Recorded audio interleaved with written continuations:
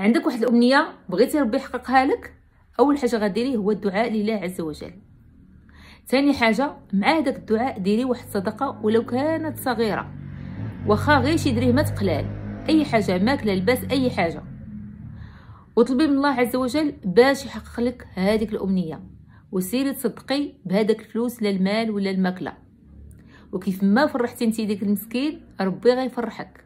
واللي بغات ربي يرزقها الولد الصالح غتقول هاد الدعاء، غتقولوا كما كنقولوا انا، قولي ربي لا تذرني فردا وانت خير الوارثين، ربي هب لي من لدنك ذرية طيبة انك سميع الدعاء، ربنا هب لنا من ازواجنا وذرياتنا قرة اعين واجعلنا للمتقين اماما، يا رب يا سميع يا مجيب ارزقني كما رزقت زكريا انت السميع العليم، يا رب هب لي هبة مباركة من عندك قد لا اكون اهلا لهذه الهدية ولكنك أهلا لهذا العطاء، يا سميع يا مجيب يا كريم يا رحيم، يا رب يا رب العرش العظيم، أسألك بعزمك الذي لا يرام وملكك الذي لا يضام وبنورك الذي ملك أركان عرشك أن ترزقني الولد الصالح، اللهم ارزقني ولدا واجعله تقيا ذكيا ليس في خلقه زيادة ولا نقصان، واجعل عاقبته إلى خير، يا من